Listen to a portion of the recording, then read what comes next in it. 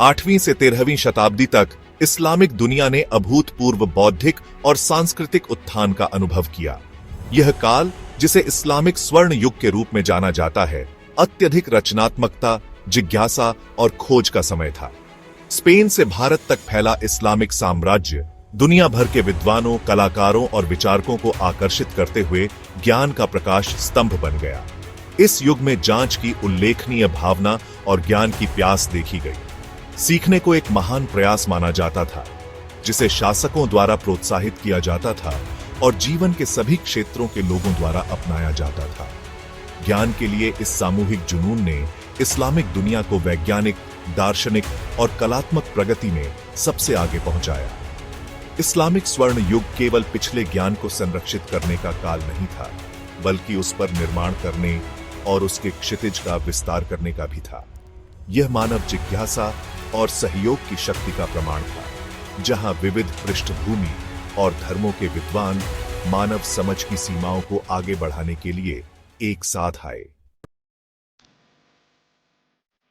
Islamic स्वर्ण युग के विद्वानों ने प्राचीन ग्रीस, रोम, फारस और भारत के शास्त्रीय कार्यों के संरक्षण और अनुवाद में महत्वपूर्ण भूमिका निभाई। रोमन साम्राज्य के पतन के बाद यूरोप में खो गए ये कार्य इस्लामी शिक्षा केंद्रों में सावधानीपूर्वक कॉपी, अनुवाद और अध्ययन किए गए। प्राचीन ज्ञान का यह संरक्षण और प्रसारण बाद में यूरोपीय पुनर्जागरण को जगाने में महत्वपूर्ण साबित होगा। 9वीं शताब्दी में स्थापित बगदाद में हाउस ऑफ विजडम बौद्धिक खोज का एक जीवंत केंद्र बन गया। इसमें एक विशाल पुस्तकालय था, जो विभिन्न विषयों के विद्वानों को आकर्षित करता था और खगोल विज्ञान, गणित, चिकित्सा और दर्शन में अभूतपूर्व शोध को बढ़ावा देता था। इस्लामिक दुनिया ने इन प्राचीन ग्रंथों का सिर्फ अनुवाद ही नहीं किया, उन्होंने इनका आलोचनात्मक विश्लेषण किया, उन पर निर्माण किया और अक्सर उन्हें सही किया। अपनी अंतर्दृष्टि और खोजों को जोड़ा। ज्ञान के संरक्षण के प्रति इस समर्पण ने सुनिश्चित किया कि प्राचीन सभ्यताओं की बौद्धिक विरासत समय के साथ नष्ट न हो। इसने इस्लामिक दुनिया और अंततः यूरोप में भविष्य की वैज्ञानिक और दार्शनिक प्रगति की नींव रखी। इस्लामिक स्वर्ण युग में खगोल विज्ञान और नौचालन में उल्लेखनीय प्रगति देखी गई, जो एक विशाल साम्राज्य की व्यावहारिक आवश्यकताओं और ब्रह्मांड के प्रति गहरे आकर्षण से प्रेरित थी। विद्वानों ने एस्ट्रोलैब और सेक्सटेंट जैसे परिष्कृत उपकरण विकसित किए, जिससे नौचालन में क्रांति आई और सितारों का अधिक सटीक अवलोकन संभव हुआ। एस्ट्रोलैब एक पोर्टेबल उपकरण, जिससे नाविक क्षितिज के ऊपर सूर्य या सितारों के कोण को मापकर अपने अक्षांश का निर्धारण कर सकते थे। इस आविष्कार ने लंबी दूरी की समुद्री यात्रा को सुगम बनाया, इस्लामिक दुनिया को दूर की भूमि से जोड़ा और व्यापार और सांस्कृतिक आदान प्रदान को बढ़ावा दिया। खगोल विज्ञान की इस्लामी समझ व्यावहारिक अनुप्रयोगों से परे थी। अब्द अल रहमान अल सूफी जैसे खगोलविदों ने सितारों की मैपिंग, नक्षत्रों की पहचान और खगोलीय घटनाओं को देखने में महत्वपूर्ण योगदान दिया। इन अवलोकनों और गणनाओं ने मौजूदा खगोलीय मॉडल को परिष्कृत किया और ब्रह्मांड की समझ को गहरा किया। खगोल विज्ञान और नौचालन में इन प्रगति के दूरगामी परिणाम हुए, जिसने कार्टोग्राफी, अन्वेषण और ब्रह्मांड में पृथ्वी के स्थान की हमारी समझ को प्रभावित किया। इस्लामिक स्वर्ण युग अद्वितीय कलात्मक और स्थापत्य प्रतिभा का काल था। दमिश्क की महान मस्जिद के विस्तृत मोज़ेक से लेकर ताजमहल के राजसी गुंबद तक इस्लामी कला और वास्तुकला ने उस युग की बौद्धिक गतिशीलता और सांस्कृतिक परिष्कार को दर्शाया। इस्लामी कला की विशेषता इसके जटिल ज्यामितीय पैटर्न, अरबी डिजाइन और सुलेख हैं। ये तत्व, जो अक्सर मस्जिदों, महलों और अन्य संरचनाओं में पाए जाते हैं, सुंदरता, व्यवस्था और आध्यात्मिक दुनिया के प्रति गहरी प्रशंसा को दर्शाते हैं। स्पेन में अल्हम्ब्रा अपने उत्तम उद्यानों, फव्वारों और जटिल टाइलों के काम के साथ इस्लामी सौंदर्य, सद्भाव और शांति का उदाहरण देता है। ये स्थापत्य चमत्कार और जटिल डिजाइन केवल सजावटी नहीं थे, बल्कि उन्नत गणितीय सिद्धांतों और इंजीनियरिंग कौशल को भी दर्शाते थे। गुंबदों, मेहराबों और मुकरनास, स्टेलेक्टाइट जैसी तिजोरी के उपयोग ने विशाल, विस्मयकारी स्थानों के निर्माण की अनुमति दी, जो आज भी आश्चर्य और प्रशंसा को प्रेरित करते हैं। इस्लामी स्वर्ण युग की कलात्मक विरासत दुनिया भर में कला और वास्तुकला को प्रभावित करती रहती है, जो इसके सौंदर्य की स्थायी शक्ति और इसकी अपील की सार्वभौमिकता को प्रदर्शित करती है। भाग 5 विज्ञान और अन्वेषण के अग्रणी। इस्लामिक स्वर्ण युग ने ऐसे प्रतिभाशाली दिमागों का एक समूह तैयार किया जिन्होंने ज्ञान के विभिन्न क्षेत्रों में अभूतपूर्व योगदान दिया। ये बहुविज्ञानी, जो अक्सर कई विषयों में पारंगत होते थे, मौजूदा सिद्धांतों को चुनौती देते थे, अभूतपूर्व शोध करते थे और मानव समझ की सीमाओं का विस्तार करते थे। अल ख्वारिज्मी, एक पर्शियाई गणितज्ञ और खगोल शास्त्री, को बीजगणित का जनक माना जाता है। उन्होंने बीजगणितीय समीकरणों की अवधारणा पेश की और उन्हें हल करने के तरीके विकसित किए, जिससे गणित की इस मूलभूत शाखा की नींव पड़ी। उनके काम का पूर्व और पश्चिम दोनों में गणित के विकास पर गहरा प्रभाव पड़ा। इब्न सीना, जो पश्चिम में एविसेना के नाम से जाने जाते हैं, एक विपुल विद्वान और चिकित्सक थे। उनका चिकित्सा विश्वकोश, दी कैनन ऑन ऑफ मेडिसिन, सदियों तक यूरोपीय विश्वविद्यालयों में एक मानक पाठ्य पुस्तक बना रहा। उन्होंने शरीर रचना विज्ञान, शरीर क्रिया विज्ञान और औषध विज्ञान में महत्वपूर्ण योगदान दिया, जिसमें अवलोकन और प्रयोग के महत्व पर जोर दिया गया। इब्न बतूता, एक मोरक्को के विद्वान और खोजकर्ता, ने इस्लामी दुनिया और उसके बाहर व्यापक रूप से यात्रा की। अपनी यात्राओं को विशद विवरण में प्रलेखित किया। उनकी यात्राएं 75,000 मील से अधिक तक फैली हुई, जिसमें उत्तरी अफ्रीका, मध्य पूर्व, मध्य एशिया, दक्षिण पूर्व एशिया और चीन के कुछ हिस्सों को शामिल किया गया, जिससे 14वीं शताब्दी की विविध संस्कृतियों और समाजों में अमूल्य अंतर्दृष्टि प्राप्त हुई। ये उन अनगिनत व्यक्तियों के कुछ उदाहरण हैं जिन्होंने इस्लामिक स्वर्ण युग के बौद्धिक उत्थान में योगदान दिया। उनका काम महाद्वीपों और विषयों तक फैला हुआ उस युग की जांच, नवाचार और अंतर सांस्कृतिक आदान प्रदान की भावना का उदाहरण देता है। भाग 6 पुनर्जागरण के लिए एक सेतु। इस्लामिक स्वर्ण युग का यूरोपीय पुनर्जागरण पर गहरा और स्थायी प्रभाव पड़ा।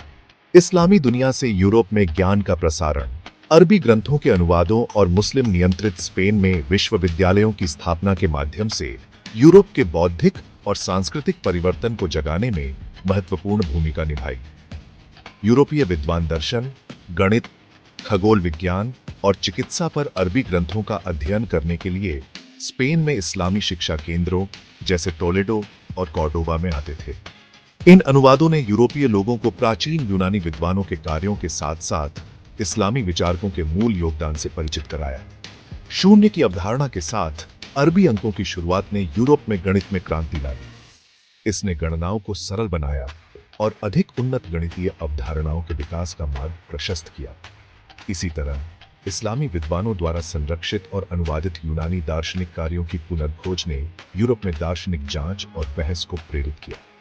इस्लामी कला, वास्तुकला और वैज्ञानिक नवाचारों का प्रभाव पुनर्जागरण के विभिन्न पहलुओं में भी देखा जा सकता है।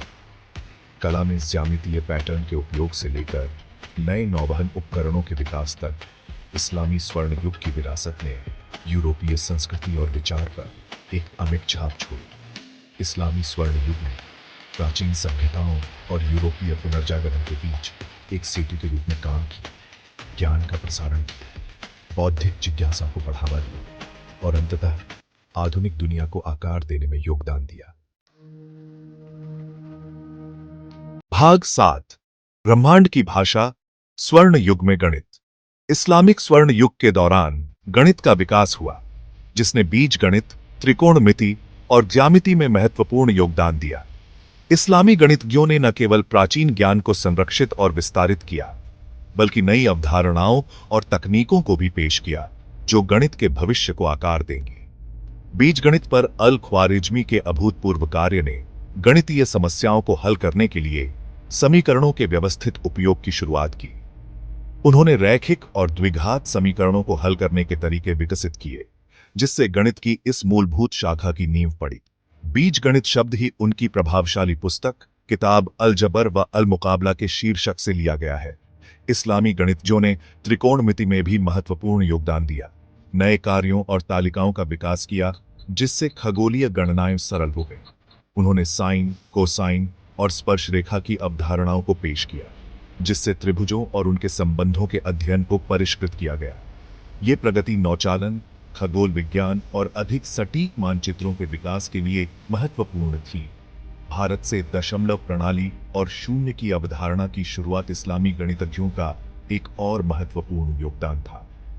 इस क्रांतिकारी प्रणाली ने संख्यात्मक प्रतिनिधित्व और गणनाओं को सरल बनाया, जिससे अधिक उन्नत गणितीय अवधारणाओं का मार्ग प्रशस्त हुआ। इस्लामिक स्वर्ण युग की गणितीय उपलब्धियों का दुनिया भर में गणित के विकास पर गहरा प्रभाव पड़ा। उन्होंने भविष्य की खोजों के लिए नींव रखी और आज भी इस मूलभूत विज्ञान को समझने और उपयोग करने के तरीके को प्रभावित करते हैं। भाग 8, उपचार और कल्याण। चिकित्सा में प्रगति। इस्लामिक स्वर्ण युग में चिकित्सा में उल्लेखनीय प्रगति देखी गई, जिसकी विशेषता स्वास्थ्य और कल्याण के लिए एक समग्र दृष्टिकोण थी। इस्लामी चिकित्सकों ने सैद्धांतिक ज्ञान को व्यावहारिक अनुभव के साथ जोड़ा, जिसमें अवलोकन, प्रयोग और दयालु रोगी देखभाल के महत्व पर जोर दिया गया।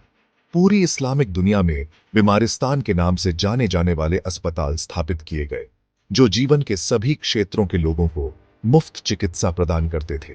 ये संस्थान चिकित्सा शिक्षा और नवाचार के केंद्र बन गए, जो दूर दूर से कुशल चिकित्सकों और छात्रों को आकर्षित करते थे।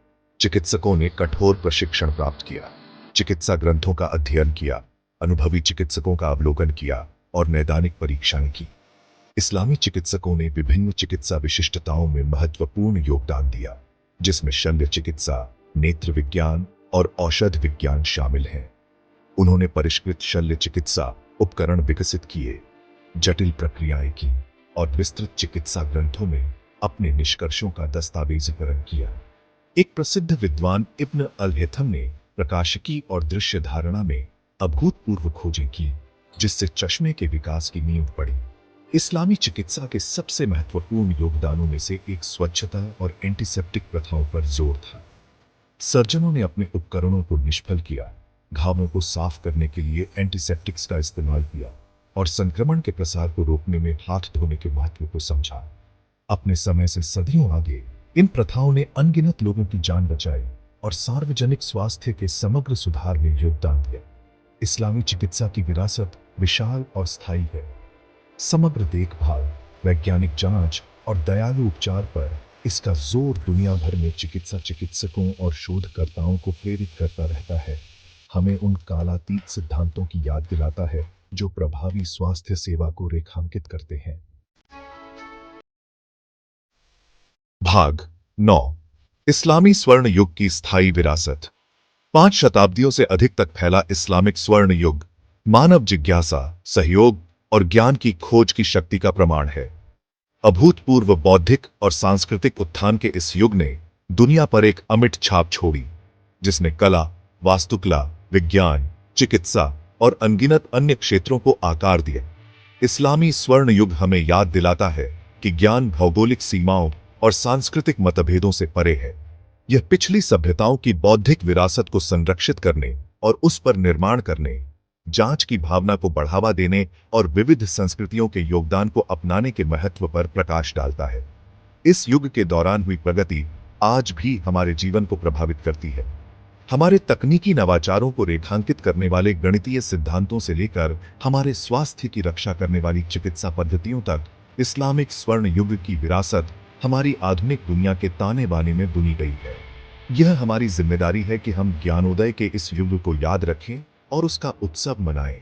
मानव सभ्यता पर इसके गहरे प्रभाव को पहचानें और मानवता की बेहतरी के लिए बौद्धिक जिज्ञासा, सांस्कृतिक आदान प्रदान और ज्ञान की खोज के इसके कालातीत पाठों से प्रेरणा लें।